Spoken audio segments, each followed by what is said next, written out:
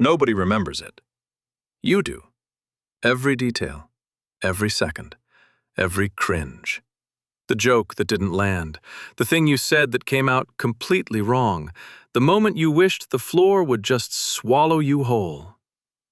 Nobody thinks about it anymore, except you. And your brain decides to bring it back at 2 a.m. on a random Tuesday, like it just happened yesterday. If you know exactly what moment just came to mind, this video is for you. It doesn't happen at a convenient time.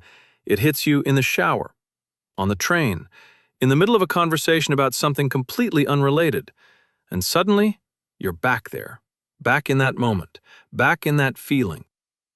The worst part isn't the memory itself. The worst part is that you can't control when it comes. You didn't choose to think about it.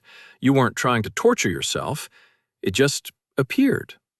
Like your brain decided, out of everything it could show you, this is what you need to see right now. And no matter how many times you tell yourself, it doesn't matter, it was so long ago, nobody cares, the feeling doesn't go away. Because this isn't about logic. This is about something much deeper. Here's what's actually happening. Psychologists call it involuntary autobiographical memory. And it's not a sign that something is wrong with you. It's a sign that your brain is doing exactly what brains are designed to do. Your brain is a pattern recognition machine. Its entire job is to keep you safe, to learn from experience, to remember what hurt so it doesn't happen again. So when something painful happens, something that involved rejection, embarrassment, or shame, your brain flags it. It marks it as important. It stores it with extra detail. It makes sure you won't forget. Because to your brain, that moment wasn't just embarrassing, it was a threat. And threats need to be remembered. But here's where it gets harder. Not everyone's brain does this equally. People who grew up where they were frequently criticized, where love felt conditional, where being wrong meant being less, their brains become hypersensitive to social threat. They don't just remember embarrassing moments, they collect them. Every awkward silence, every joke that fell flat, every moment they felt too much, or not enough. Not because they're weak, not because they're oversensitive, but because their nervous system learned early, social rejection is dangerous. Being seen as wrong or embarrassing means losing connection, and losing connection means being alone. So your brain built a library of every moment you were too much, every moment you got it wrong, every moment someone might have seen you and not liked what they saw. Ready to pull up any entry at 2 a.m. whenever it decides you need a reminder.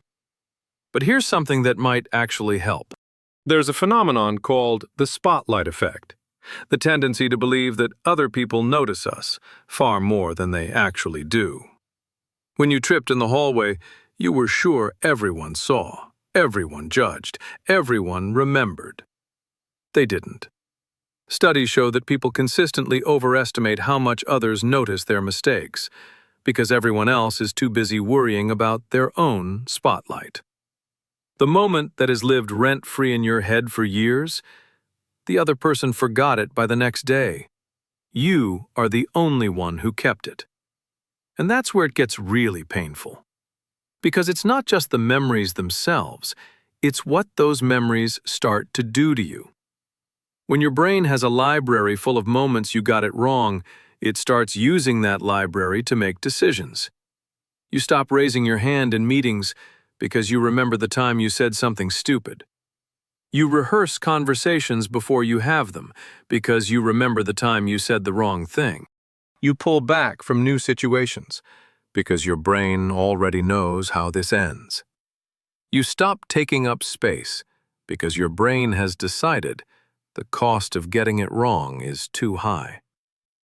And slowly, without realizing it, you start making yourself smaller.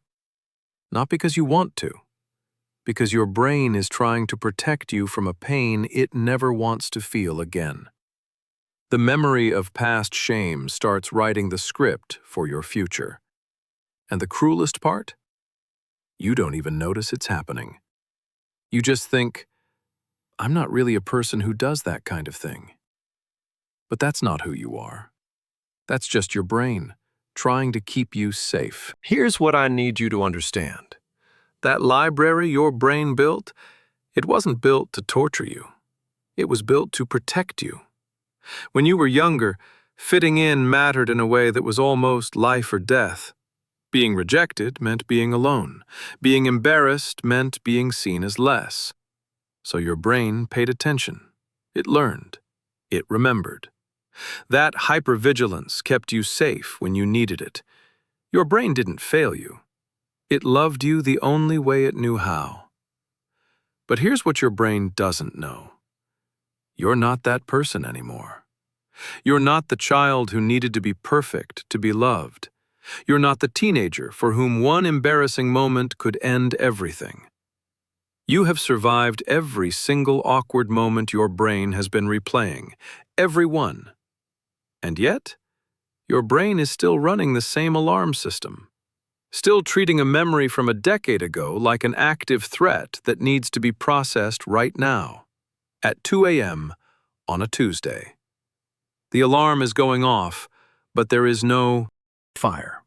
There hasn't been for a long time. So what do you do when the memory comes? You don't fight it. You don't try to logic your way out of it. You notice it, and you say, there goes my brain again, trying to keep me safe from something I already survived. Because that's the truth. You survived it. Whatever it was, the joke that didn't land, the thing you said that came out wrong, the moment you wanted to disappear. You survived it. And the fact that your brain still remembers doesn't mean it still defines you. It means you have a brain that cares about you so much it has been holding on to that moment for years, just in case you needed it. You don't need it anymore. You're allowed to let it go. Not all at once, not perfectly, but slowly. Every time the memory comes, you can choose to see it differently, not as proof of who you are, but as proof of how far you've come. We see you. You are not your most embarrassing moment. You are every moment you kept going anyway.